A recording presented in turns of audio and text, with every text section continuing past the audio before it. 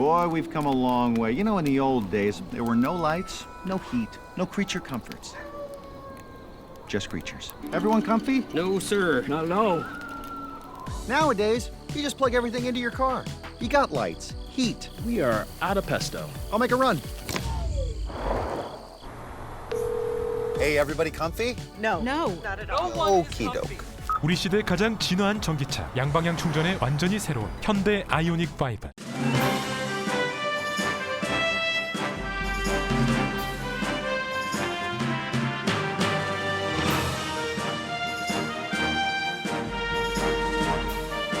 즐거움과 행복이 가득한 8월이 되시길 바랍니다.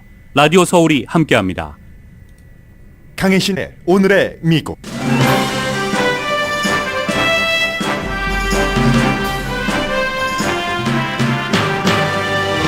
미시시피주의 주도 잭슨에 먹을 물이 없어서 비상사태가 선포됐습니다. 홍수도 홍수지만 몇 년 동안 이어졌던 문제입니다.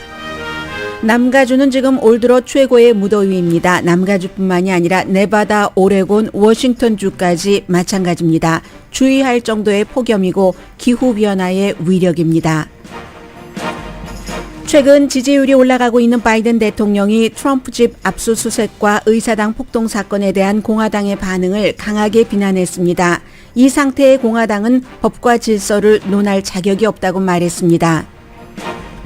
연방 법무부는 트럼프 전 대통령 집 압수수색과 관련해 스페셜 마스터는 필요하지 않다는 답변서를 제출했습니다. 서구는 칭송하고 러시아의 상당수 엘리트가 멸시하는 미하일 고르바초프가 91세로 사망했습니다. 구소련 해체나 핵전쟁을 막은 것도 중요하지만 그는 정치 파워를 잃을 위기에서도 인간 중심 개혁을 멈추지 않은 점, 그리고 아내 사랑으로 기억됩니다. 원자력이 다시 살아나고 있습니다. 캘리포니아주, 독일, 일본에서 일입니다. 미국인의 기대 수명이 2년 연속 하락했고 하락폭은 크며 인종에 따라 차이가 있습니다. 역시 한가운데는 코비드-19이 있습니다. 여러분 안녕하십니까? 오늘의 미국 강혜신입니다. 오늘의 미국 뉴스는 민생과 정치 맨 앞부분을 이렇게 말씀드리면 되겠습니다. 말씀드리는 순간 텔레비전에는 마구 흐트러진 자료, 이 자료들이 1급 비밀 문서가 될 수도 있고 초특급 비밀 문서가 될 수도 있는 트럼프 전 대통령의 집에서 나온 그런 화면이 보이고 있습니다. 맨 앞에 섹션 뒷부분에 전해드리고요. 먼저 미국에서 아무리 미국이 시골이 있고 하다고 하지만 미시시피주의 주도인 그 잭슨에서의 물이 부족해서 사람들이 뭐 화장실 가서 물을 내리고 하는 것은 물론이고 먹을 물이 없다는 겁니다. 지금 화장실 가서 물 내리기 못하는 것, 이런 것은 수압이 너무 낮은 것이고, 그러면 최근에 홍수가 있었다고 하고 그 지역의 그 펄 리버라는 곳 주변 여러 가지 문제가 있겠지만 그렇다고 화장실 물이 안 내려간다는 것은 사실은 이게 시스템적인 문제라는 거죠. 그리고 홍수가 있었어도 먹을 물조차 없다는 것은 역시 시스템적인 문제가 있다는 것이고, 공화당인 미시시피 주지사도 인정을 했고 잭슨 그 도시의 시장은 민주당입니다. 역시 마찬가지로 인정을 했습니다. 결국은 왜 이런 일이 일어났는가? 가만 보니까 잭슨이라는 곳에는 인구가 60만 명인데 80% 이상이 아프리칸 아메리칸입니다. 결국은 연방정부가 여러 가지 그 인종에 따른 뭔가가 제대로 되지 않은 것도 있겠구나 하는 것을 공식적으로 인정한 것이나 마찬가지고, 바이든 대통령이 제한 비상사태를 선포를 했습니다. 이제 지금부터 피마 연방재해청이 조금 일을 빨리 하고 또 돈도 연방정부에서도 지원을 하고 해서 그분들이 쉽게 물을 먹을 수 있도록 뭔가 조치가 마련되겠죠. 그 사이에는 물병을 먹을 물이 없어서 미국에서 물병을 그분들께 배급해드린다는 것 아니겠습니까? 그만큼 시스템이 망가졌다 하는 것도 있고, 그리고 이제 이 주민들이 만약에 베버리 힐스 같은 데서 그런 일이 일어났다면 한 달 동안이나 그동안 물이 나오긴 나왔는데 끓여 먹어야지 된다 하는 경고가 나가겠습니까? 베버리 힐스 주민들이 물론 물을 뭐 받아서 끓여 먹는 사람들도 없겠습니다마는 어느 물병 회사의 물이 가장 좋은가 뭐 미네랄이 좋은가 무슨 워러가 좋은가 따지면서 먹겠지만 어쨌든 기본적으로 이것은 시정부, 주정부, 연방정부가 특정 인종이 많이 살고 있는 지역에 대해서 뭔가 기간 산업 같은 것을 제대로 하지 않았다 하는 것을 인정하는 형태입니다. 2021년 지난해 2월 달에도 파이프 문제 이런 것들 때문에 수압도 너무 낮고요. 베버리힐즈의 수압이 낮아서 화장실에 갔는데 물이 내려지지 않는다고 하면 베버리힐즈, 벨에어 주민들이 그것을 참겠습니까? 참지 않죠. 이런 문제들이 결국은 급기야 먹을 물조차 없게 되니까 연방정부가 나서게 됐다 하는 것을 말씀을 드리겠습니다. 오늘부터 노동절 연휴까지 남가주 일부 지역뿐만이 아니라 네바다, 오레곤, 워싱턴주 그러니까 미국 서부가 되겠죠. 캘리포니아주 가운데서는 이 남가주가 될 테고 그야말로 역사적인 더위라는 얘기를 요 며칠 계속 들으셨을 겁니다. 저는 왠지 지금부터 이미 노동절 연휴가 시작된 것 같은 기분인데요. 노동절 날도 생방송을 하면서 또 이건 무슨 배반의 마음입니까? 아무튼 지금부터 연휴 같은 그런 기분인데 노동절 연휴에 무척 더운데 여러분들께서 주의를 아주 심각하게 하셔야 될 정도로 덥습니다. 뭐 전기요금 많이 나온다고 에어컨이 있는데도 안 켠다 하는 생각 하시지 마시고요. 어떤 여성분들은 피부에 나빠하면서 에어컨 안 킨다 하는 생각 하셔서 넘어갈 정도가 아닙니다. 건강을 위협할 정도여서 지금 3,100만 명에게 폭염 경고가 내려졌고 그리고 또 뭐 1,100만 명, 1,400만 명에게는 폭염주의보 등등이 내려졌습니다. 그리고 이것도 너무나 극한 온도입니다. 낮에는 최고 데스벨리요 9월 달이 다 됐는데 125도까지 올라간다는 것 아니겠습니까? 캘리포니아 남가주도 지금 뭐 115도까지 올라가는 지역도 예상되는 그런 지역도 있는데 낮에는 그렇게 더운데 밤에도 굉장히 더운 곳이 있고 그렇지만 밤과 낮의 기본적인 온도 차이는 있죠. 이것도 지금 9월 달 내내 더위가 이어질 것이라고 하거든요. 여름은 여름이죠. 늦여름이기 때문에 그렇지만 이 늦여름이 기후변화로 인해서 우리가 생각하지 못했던 것만큼 많이 올해는 이제 더울 수 있다. 샌디에고, 세크라멘토, 로스앤젤레스 다 마찬가지입니다. 공중보건 위험이죠. 특히 이제 나이 드신 분들 또 몸이 약하신 분들 어린 아이들 뭐 발진에서부터 뭐 더우면 나는 가려워하시는 분들도 계시고 뭐 살이 뻘겋게 대하시는 분들도 계시고 알지 못하는 여러 가지 부작용을 경험하시게 될 수 있기 때문에 전기요금 아까워도 에어컨 켜시고요. 다른 데서 조금 아끼시고 물도 많이 드시고 또 뭐 잠도 많이 주무시고 더군다나 화재의 위험이 높습니다. 오늘 아침에 저희 회사 바로 그 건너편에 있는 바로 건너편은 아니죠. 유가와 옥스포드입니까? 세라노입니까? 옥스포드가 될까요? 세라노가 될까요? 아무튼 그쪽에 사거리에 있는 그 노숙자들이 텐트를 치고 있는 또 걷어가면 또 치고 하는 그곳에서 폭발음도 나고 저는 총싸움하는 줄 알았습니다. 그런 정도로 날씨가 너무 더우니까 아직 화재의 원인은 모르겠습니다만은 뭔가에 불이 붙어서 옆에 우리 집 앞에 잔디에서도 여러분들께서 좀 주의를 하셔야지 될다. 모든 위험 요소는 지금 제거하셔야지 되고요. 기후 변화의 과정으로 더위가 오면 더 극렬해지고 더 오래 가고 하는 것 여러분들 이제 9월 달 내내 특히 남가주를 중심으로 해서 앞서 말씀드린 네바다라든가 오레곤, 워싱턴주에 살고 계시는 분들은 신경을 쓰시기 바랍니다. 보통 뭐 히돔이라고 얘기를 하던데요. 히돔, 대형 히돔이다. 히트, 그 열기, 돔. 이 돔형 아시죠? 그런 것들이 이제 뭐 우리가 뭐 고기압의 영향으로 고기압이 압축돼서 어느 지역에 이렇게 머물고 열을 가두고 뭐 그런 형태랍니다. 그래서 이제 구름을 못 내려보내니까 그게 딱 도움이 돼서 막으니까 열이 갇혀 있고 더 더울 수 있다 하는 거기 때문에 지금 오늘 아침 11시부터 이미 약간 더위가 느껴지거든요. 어떤 분께서 제가 어제 얇은 옷을 입었더니 거기는 더운가 봐요 라고 하시던데 아주 덥습니다. 그래서 오늘 11시부터 월요일 노동절입니다. 오후 8시까지 로스앤젤레스를 포함해서 많은 그 주변 지역에서 폭염주의보가 내려졌습니다. 벤츄라 카운티, LA 카운티, 산타바바라 남부 카운티, 뭐 리버사이드 오렌지 카운티, 샌버나디노 카운티, 어제부터 이제 로스앤젤레스 지역보다 조금 더 더우니까 폭염주의보 같은 것을 내렸습니다. 역시 노동절 저녁 6시까지 지금부터 어느 날이라도 낮 최고 기온이 제가 지금 말씀드린 이런 지역에서 115도까지 갈 수 있습니다. 데스밸리는 뭐 115도 훨씬 넘는다는 것은 당연히 우리가 알 수 있고요. 뭐 해안도 85도에서 90도 사이라고 하니까 정말 가혹한 날씨가 될 것이다 라고 생각을 하시면 되겠습니다. 그리고 지금부터 좀 정치적인 말씀을 조금 드리자면은 바이든 대통령이 어제 펜실베니아의 윌크스베러에 가서 크게 두 가지를 얘기를 했는데 하나는 의사당 폭동 사건과 관련된 공화당 공격이었고 두 번째는 트럼프 전 대통령 압수수색에 관한 공화당 공격이었습니다.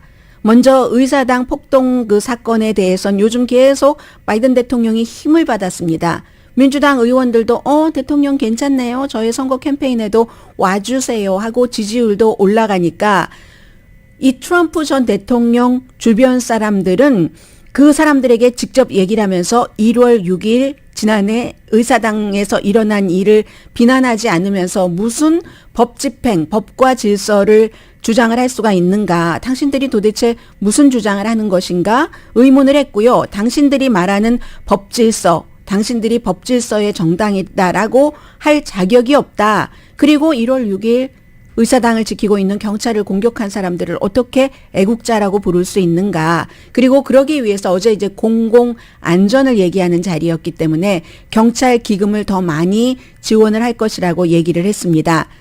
그래서 더 안전한 미국을 만들기 위해서 10만 명의 경관을 고용하기를 원한다. 그러려면 기금도 더 많이 이제 해야지 되고 더 많은 훈련을 시키고 그렇게 하겠다라는 얘기를 했고요. 그리고는 이제 법을 또 질서를 강조한다고 하면서 연방수사국과 연방법무부가 법에 따라서 지금 집행하고 있는 트럼프 전 대통령 압수수색 이러한 그것을 이유로 해서 그 주체를 공격한다는 것은 그 요원뿐만이 아니라 FBI 가족까지 생명을 위협한다고 하는 것은 이건 또 뭔 일이냐. 그러면서 이렇게 FBI에 대한 새로운 공격을 하면서 법과 질서를 얘기하는 것을 보는 것이 역겹다라고 말을 했습니다. 어제 바이든 대통령의 연설이고요. 그리고 연방 법무부도 지금까지의 법무부가 조금 조심스럽게 일을 했기 때문에 민주당에서 만족하지 않았는데 굉장히 공격적입니다. 지금 공격적이라기보다도 적극적인 방어를 합니다. 어떤 형태의 방어냐면 트럼프 전 대통령이 본인의 집에서 압수수색을 하려고 가져간 그런 자료도 돌려줄 거 돌려주고 그리고 이제 스페셜 마스터를 딱 그 책정을 해서 FBI나 연방수사국이 들여다보기 전에 혼자서는 그 자료들을 들여다볼 수 없게 해야지 된다. 한 대에 대한 그 법원에 그 제출서를 그 어떤 진술서 비슷한 것을 연방 법무부가 만든 겁니다. 거기서 뭐라고 얘기했냐면 스페셜 마스터 요청을 그 판사가 거부해 주십시오. 그럴 필요가 없습니다. 그리고 이건 국가 안보가 굉장히 우려되는 것이고 트럼프 전 대통령이 본인이 불법으로 백악관을 떠날 때 자료를 가지고 가서 마알라고에서도 이리 옮기고 저리 숨기고 한 증거가 있습니다. 우리에게 소환장을 발부했는데도 돌려주지 않았고 나중에 변호사가 돌려준다고 약속을 하고서도 결국은 반환하지 않았다는 증거가 있습니다. 우리는 이것은 정부의 수사를 방해하려는 의도가 있다는 것이고 그리고 자발적으로 본인들이 돌려주겠다 하는 것을 돌려주지 않고 숨겨놓고 옮겨놓고 한 것 원래 돌려주겠다고 했던 그런 분량의 2배 이상을 이번에 수색영장을 가지고 들어가서 우리가 가지고 나왔습니다. 이런 얘기를 하고 결국은 수색영장을 발부하고 한 것의 목적 자체가 어딘가 숨겨놓고 옮겨놓은 기밀 자료를 찾으려고 했던 것으로 보인다 하는 게 이제 전반적인 전문가들의 생각인 겁니다. 그리고 이제 또 이 연방법무부에서 트럼프 전 대통령이 어떠한 그 본인이 특권이 있다라고 얘기를 하고 또 기밀을 해제를 했다라고 주장을 하지만 기밀을 해제하지도 않았고 그 같은 그 기밀 자료를 가지고 있어야지 될 특권이 있는 사람도 아니다라고 얘기를 합니다. 그리고 변호사들과 연방 법무부에 만났을 때도 뭐 기밀 문서를 우리가 그걸 다 기밀을 해제해서 가지고 있다 이런 말을 전혀 하지 않았다는 것을 얘기를 하고 있습니다. 그런데 그럼에도 불구하고 공화당은 지금 그 공화당에서 캘리언 코네이라고 그 조지 코네이가 남편이었는데 조지 코네이라는 사람은 역시 공화당이죠. 트럼프 전 대통령 떨어뜨리는 프로젝트, 링컨 프로젝트라는 것을 해서 광고를 많이 만들었잖아요. 그러면서도 캘리언 코네이가 트럼프 전 대통령의 아주 가장 그 신뢰할 만한 자문으로서 일을 했었습니다. 그리고 나중에 이제 적절한 시기가 돼서 본인이 물러났죠. 딸도 막 엄마를 욕하고 이러니까 그랬는데 이 캘리언 코네이가 얘기를 합니다. 무슨 일이 있어도 지금 공화당의 정치인들은 트럼프 전 대통령에게서 떠나지 않을 것이다. 그리고 공화당이 트럼프 전 대통령과 거리를 둬야지 된다던가 공화당 정치인들, 트럼프 전 대통령을 감싸는 정치인들을 비난하면 비난할 때마다 그를 버려야지 된다고 공화당이 주장할 때마다 그 주장과는 다른 방향으로 나갈 것이다. 라는 게 이 트럼프 전 대통령을 가장 잘 알고 백악관에서 자문으로 가장 오래 모셨던 그런 사람 가운데 한 사람인 캘리언 코네이가 한 얘기입니다.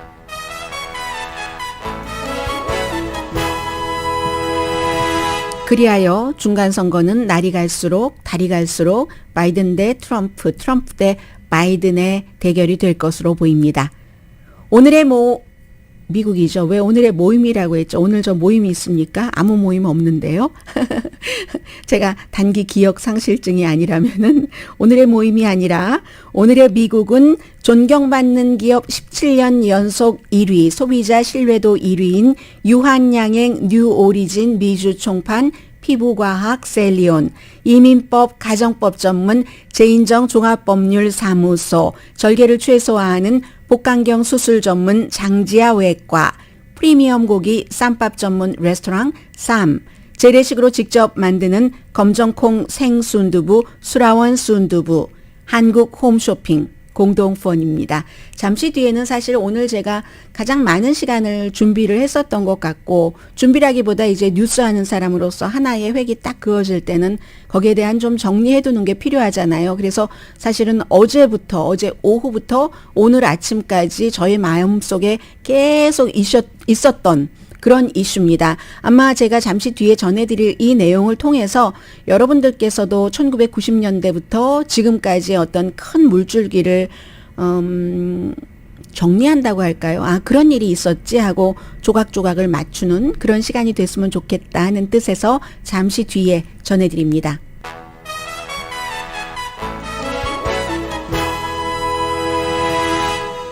라디오 서울 방송 오늘의 미국 듣고 계십니다. 지금 미하일 고르바초프 구소련 서기장 마지막 나중에 권력 잡으려고 하다가 지고 못 잡고 했었죠. 그리고 나서는 깨끗하게 포기하고 너무너무 사랑하는 아내의 병간호를 하고 했었는데 신장 질환이 있었다고 하죠. 91세로 숨졌는데 이제 이분을 생각을 하면은 여러 가지 지금 하나의 이슈에 대해서도 이 국가 안에서도 이 이슈에 대해서 찬성하는 사람도 있고 반대하는 사람도 있고 잠시 뒤에 이제 원자력에 대해서 말씀을 드리겠습니다마는 그런 것처럼 미하일 고르바초프라는 사람을 서구 사회에서 자라서 뉴스에 관심을 갖고 서구 사회의 시각으로 본다면 20세기 정말 대단한 지도자다. 하지만 러시아 내부에서 보면은 그를 좋다 하는 사람도 있지만 블라디미르 푸틴 현 러시아 대통령을 포함을 해서 많은 러시아 사람들은 그를 저 사람 순진한 바보야? 뭐 이렇게 생각을 할 수도 있다는 거죠. 아니면 배신자 아니야? 구소련 연방을 해체시켰으니까 해체를 목표했었던 건 아니죠. 그 사람은 개혁을 목표로 했었던 거지만 인간적인 것을 중심으로 어쨌든 그렇게 완전히 다른 평가를 받는다. 이 이슈만 그렇겠습니까? 그래서 이제 그런 면이 있다 하는 것을 먼저 말씀드리고요.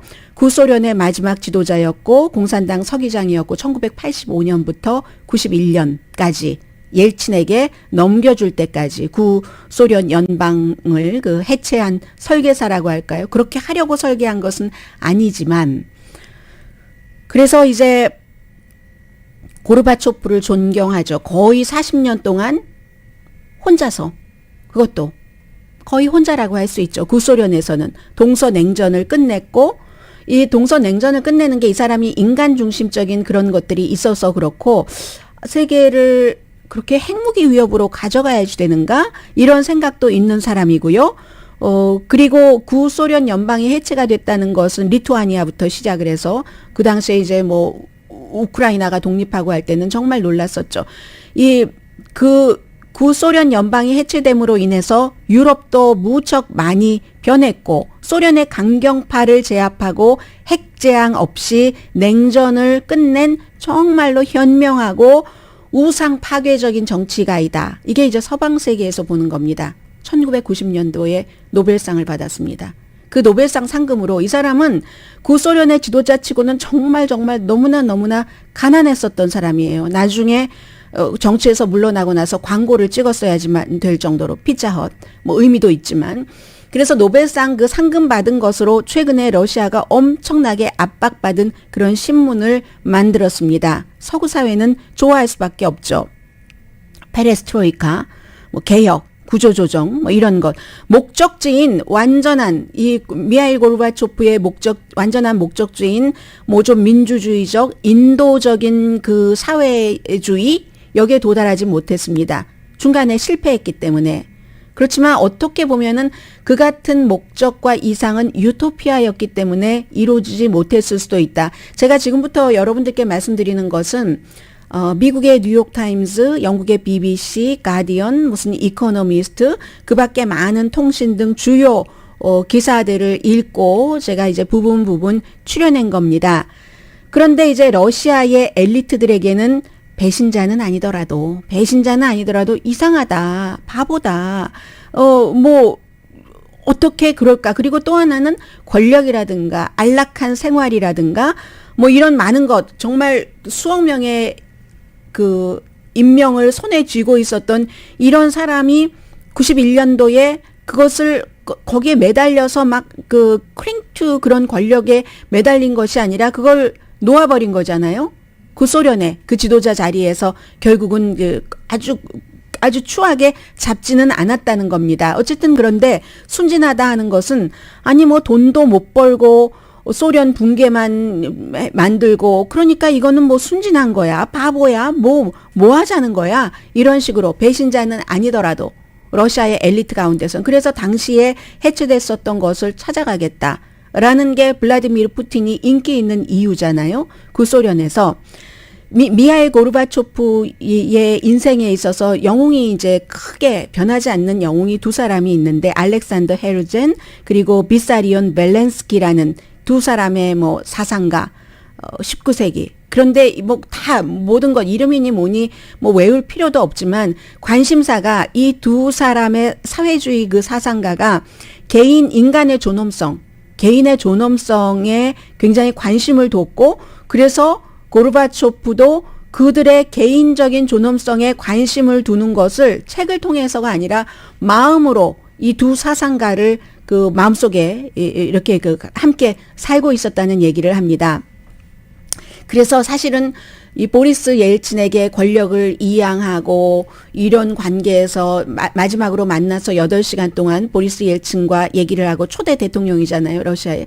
그래서 얘기를 하고 나서는 그냥 가만히 누워서 눈물을 뚝뚝 흘리고 있더라 하는 것을 본 친구가 있다고 하는데 그게 이제 본인의 목표가 그게 아니었기 때문에 보리스 옐친 같은 사람에게 넘겨주는 구소련이 그렇게 죽는 것이 목표가 아니었기 때문에 그런 목표라면은 maybe 반체제 인사라든가 뭐 혁명가라든가가 했을 텐데 소련을 파괴하려는 것이 아니라 개혁하려고 했는데 그 과정에서 구소련 연방이 해체가 되고 평화는 냉전은 끝났지만 구소련으로서는 우리의 힘이 많이 빠졌다는 거죠. 근데 그게 바로 인간의 존엄성을 생각했었던 고르바초프 폭력을 너무너무 경멸했고요. 혐오했고 그리고 이제 어느 정도 계몽주의 같은 것을 믿었고 구소련의 여러 가지가 본인도 이 공산주의로 딱 무장을 했었지만 어느 순간인가 달라진 거죠. 그래서 그 과거의 공산주의가 사람들에게 거짓말을 많이 하죠. 공산주의가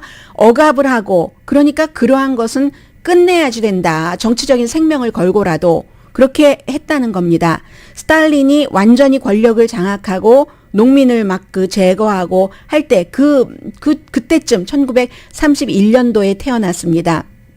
아주 부자 농업 지역인 프리볼로의 마을에서 태어나서 할아버지 중 한 사람은 그야말로 정통 오토독스의 아이콘이었고 또 외할아버지는 마르크스와 레닌을 굉장히 좋아했답니다. 두 사람 나중에 두 분 다 뭐 감옥에 가기도 했고 아버지는 트랙터 운전사였는데 어렸을 때부터 이 사람 아주 건장하잖아요. 뭐 농사도 조금 짓고 그리고 이제 대학교에 들어가서 법을 공부하고 뭐 그런 것 어려서부터 땅을 읽어온 사람의 신체와 정신을 가진 농민의 상식 같은 것 그리고 이제 보수주의 같은 것을 보존하려는 그런 마음으로 컸답니다. 그래서 나중에 로널드 레이건을 만났을 때 두 사람이 공통점이 있다는 겁니다.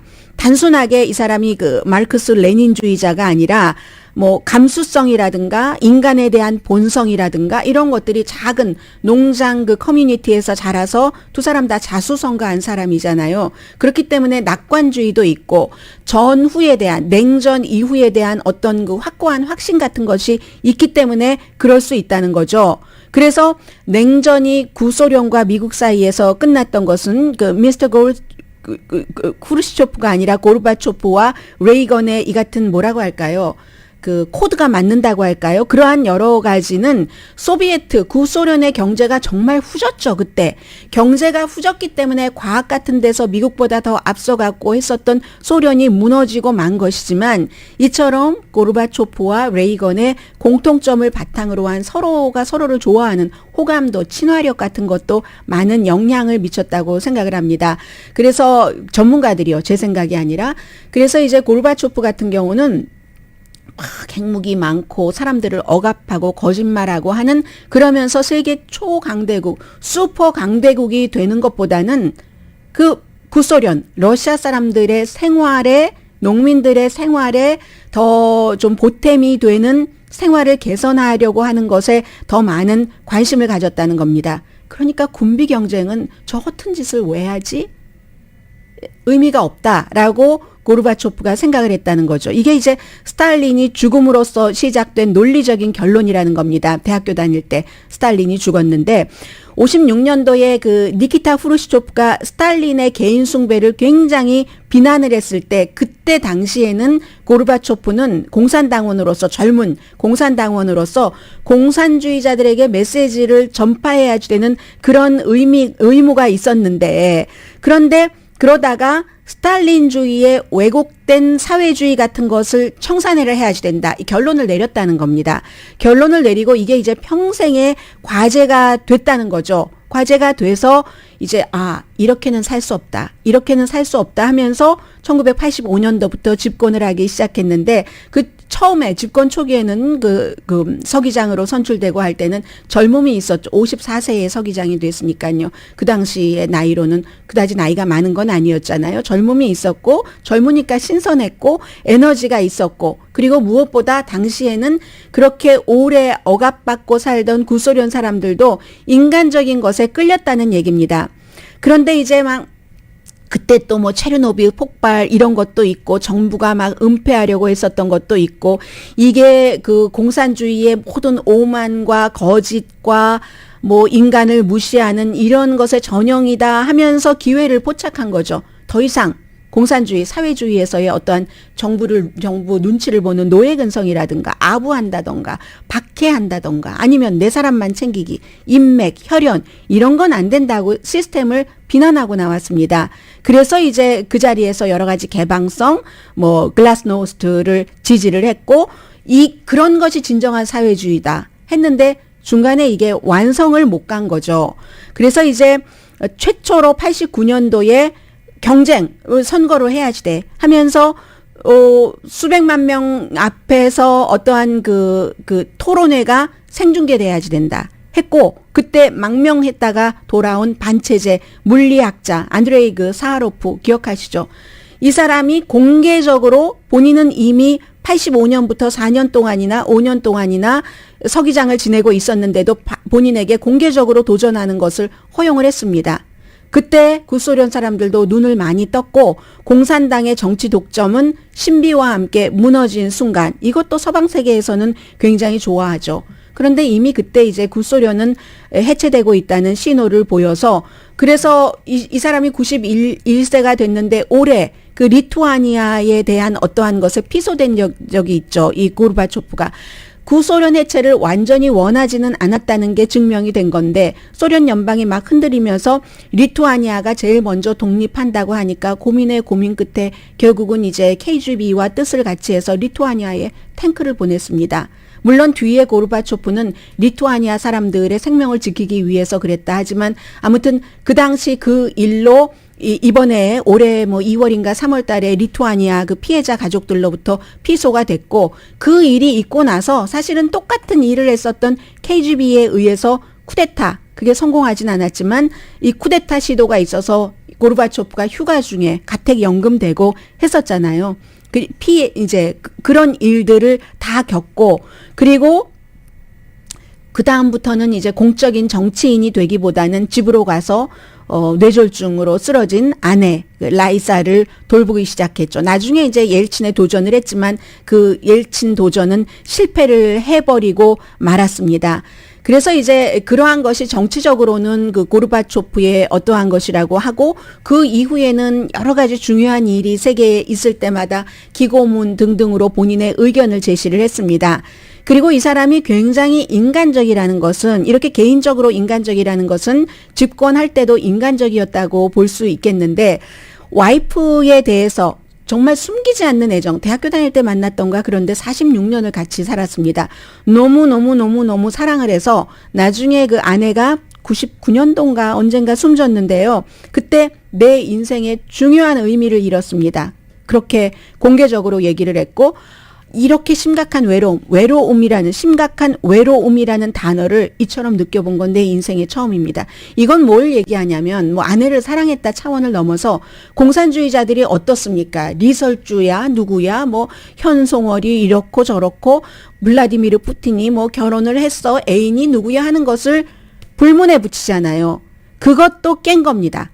이 고르바초프가.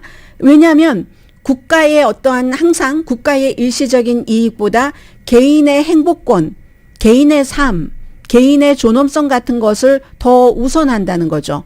19세기 사상가 2명의 그 사상을 고르바초프가 존중하는 것처럼. 그리고 그의 퇴임자들도 대부분 그랬지만 그 퇴임했었던 것이 끝은 아니었었죠. 그렇지만 본인의 후계자 옐친처럼 뭐 숨길 것이 많다던가 이런 사람은 아니었습니다. 가난했어요.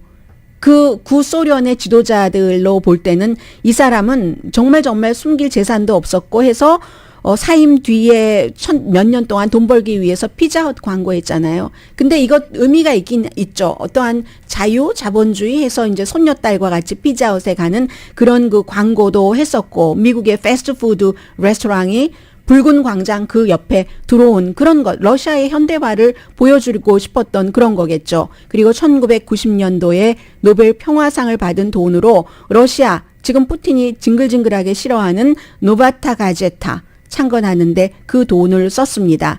아무튼 그래서 나중에 이제 와이프를 묻고 나서 백혈병 진단도 받고 해서 묻고 나서 얼마 지나지 않아서 모스크바 그 예술극장에 딱 그 작품 하는데 나타났는데 백스테이지에서 한 사람이 뭔가 뭐 얘기해 달라고 이렇게 요청을 했을 때 한 그 시를 얘기를 했답니다. 나는 혼자 길을 떠났습니다. 그런데 보싯돌이 안개 속에서 미스티 속에서 반짝거립니다. 완성한 건 아니잖아요. 그리고 혼자 떠났죠. 거의 40년 동안 혼자 이렇게 했으니까. 이런 고르바초프에 대해서 바이든 대통령은 탁월한 비전을 가진 사람이다. 정치 경력을 위험에 처하면서 다른 미래를 이루려고 상상을 가능성으로 하려고 했었던 사람. 안토니오 구테레스 유엔 사무총장도 역사의 코스를 바꾼 지도자다라고 얘기를 했습니다. 어쨌든 권력을 다시 찾는데 실패했고 러시아 현대 역사에서는 좀 실용주의자라고 할 수 있겠죠. 그렇지만 아무리 많은 러시아인들이 그 구소련 제국을 잃어버린 것에 대해서 그를 비난한다 할지라도 이제 그렇게 비난을 해서 푸틴이 어떻게 쳐들어가서 어떻게 해보겠다 해서 결과가 어떻습니까? 결과는 반대입니다. 나토가 지금 러시아에 더 코앞으로 다가갔습니다. 그래서 어쨌든 오늘 뉴욕타임스에 이 관련 글을 쓴 기자라든가 BBC에 고르바초프를 여러 번 만났고 글을 쓴 기자라든가 이런 사람들을 보면은 결국은 그의 목표 자체는 훌륭했다. 완성하지는 못했다 할지라도. 그리고 스티브 로젠버그라는 BBC의 모스크바 편집장도 고르바초프는 완벽하지 않았습니다. 완벽한 지도자는 없습니다. 그러나 이 사람은 제3차 대전을 피하는데 정말 깊은 관심을 가졌던 사람입니다. 한 사람이 이렇게 떠났습니다.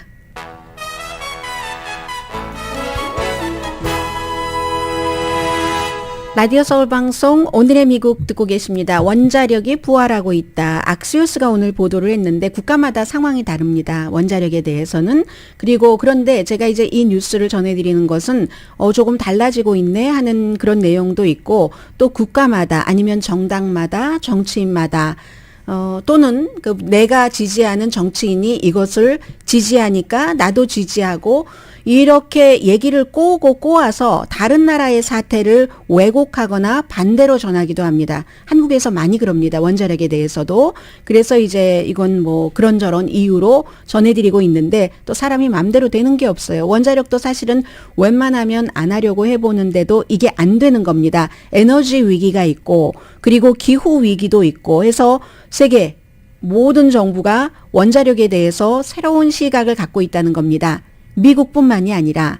그래서 이제 간단히 말씀을 드리자면은 이유 자체는 뭐 정치인들이 이런 것을 결정을 해야지 되니까 뭔가 그 이산화탄소 같은 거 내지 않고 에너지를 찾아야지 된다 하는 압력을 지금 많이 받고 있어서 기후변화 때문에 무슨 홍수도 많이 나고 이렇게 로스앤젤레스처럼 덥기도 하고 하니까 원자력 발전소 하면은 위험이 있다 하는 오명이 있잖아요. 지금 그 우크라이나에도 자포리지아에 원자력 발전소가 있는 곳에서 러시아군이 있고 우크라이나군이 있고 충돌할 위험이 있고 다행히 유엔의 인스펙터들이 가서 점검을 한다고 하는데 원자력 발전소는 그만큼 위험이 있기 때문에 체르노빌 그 사건을 기회로 잡아서 고르바초프도 권력을 잡았었던 것이고요.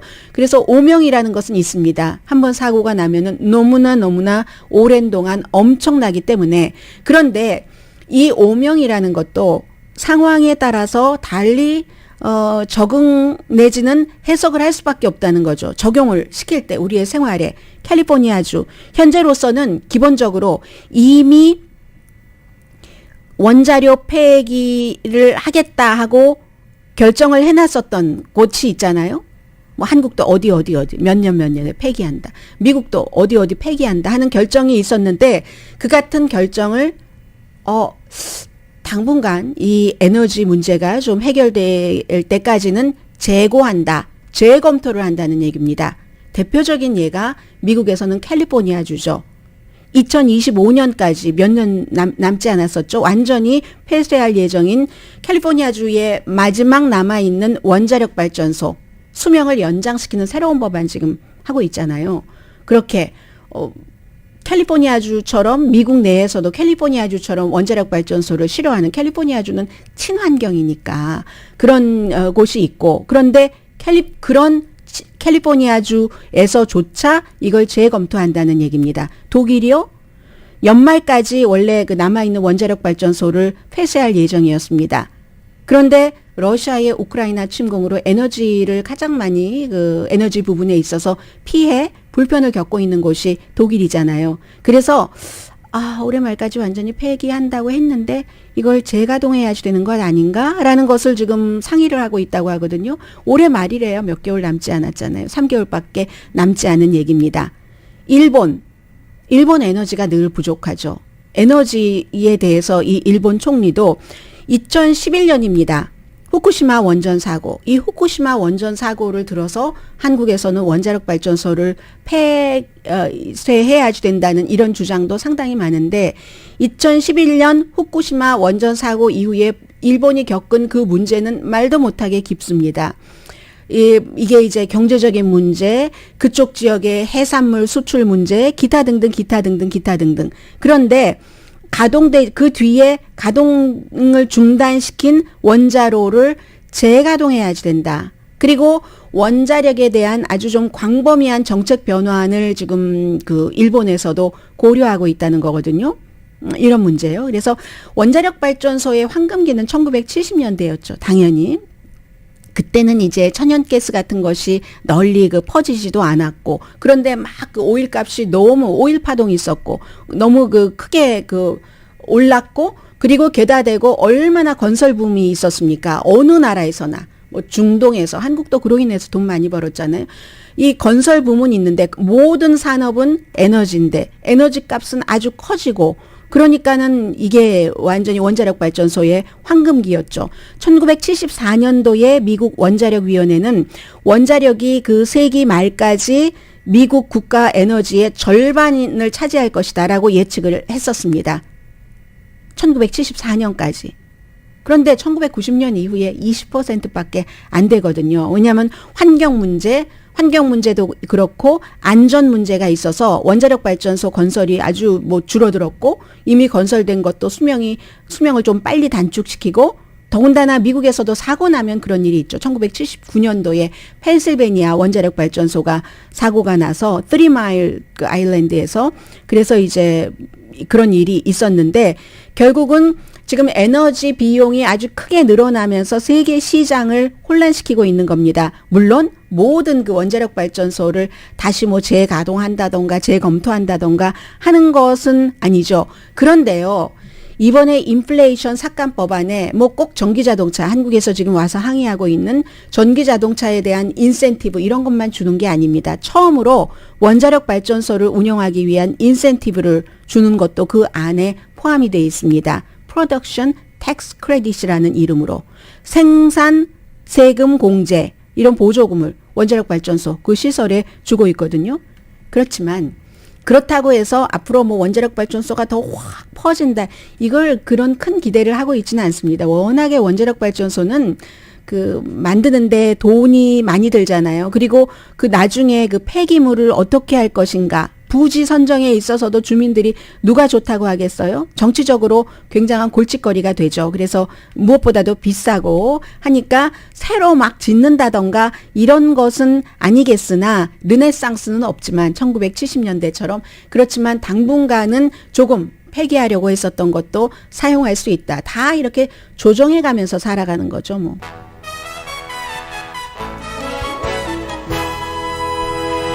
라디오 서울 방송 오늘의 미국 듣고 계십니다. 2년 연속 미국인의 기대 수명이 줄어들었습니다. 2019년에서 2021년 사이에 2.7년이 감소했다는 겁니다. 2년 동안에 2.7년 기대 수명이 줄어든 것은 굉장히 가파르다라는 얘기거든요. 수십 년 만에 가장 큰 폭의 그런 거라는 겁니다. 그리고 이제 가장 중요한 이유는 코비드-19 때문이었고, 또 다른 것은 약물 과다 복용이라든가 심장병이었는데 1996년 이후에는 볼 수 없었던 그런 정도의 지금 급격한 인간 수명 감소고요. 그 가운데서도 특히 아메리칸 인디언과 엘라스카 원주민의 경우에 2년 동안 그 수명의 그 감소폭이 6.6년이나 됐고 히스패닉과 흑인은 약 4년, 백인은 이에 비해서 2.4년 감소가 됐는데 코비드로 인해서 치료받고 하는 데에 여러 가지 인종적인 요소가 있잖아요.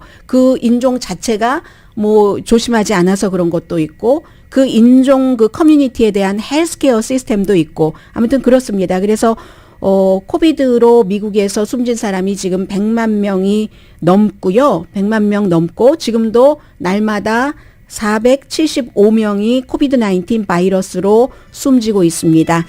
오늘의 미국은 존경받는 기업 17년 연속 1위, 소비자 신뢰도 1위인 유한양행 뉴오리진 미주 총판, 피부과학 셀리온, 이민법 가정법 전문 제인정 종합법률사무소, 절개를 최소화하는 복강경 수술 전문 장지아 외과, 프리미엄 고기 쌈밥 전문 레스토랑 쌈, 재래식으로 직접 만드는 검정콩 생순두부 수라원 순두부, 한국 홈쇼핑 공동폰이었습니다. 10시에 좋은 아침 좋은 하루 방송됩니다. 제가 좀 전에 광고 나가는 동안 레이티스트 뉴스 점검하면서 웃었습니다. 캘리포니아주에서 불과 며칠 전에 뭐 2035년부터는 모든 새로운 자동차는 전부 전기 자동차로 한다 하고 발표를 했잖아요. 그런데 지금 너무 더워서 전력 수요가 많으니까 웬만하면 집에 퇴근하자마자 바로 전기 자동차 충전하는 것 하지 말아 주십시오 하는 경고가 나왔습니다. 이 주정부도 목표를 정해도 날씨가 받쳐주지 않으면 안 되는 겁니다. 강희신이었습니다.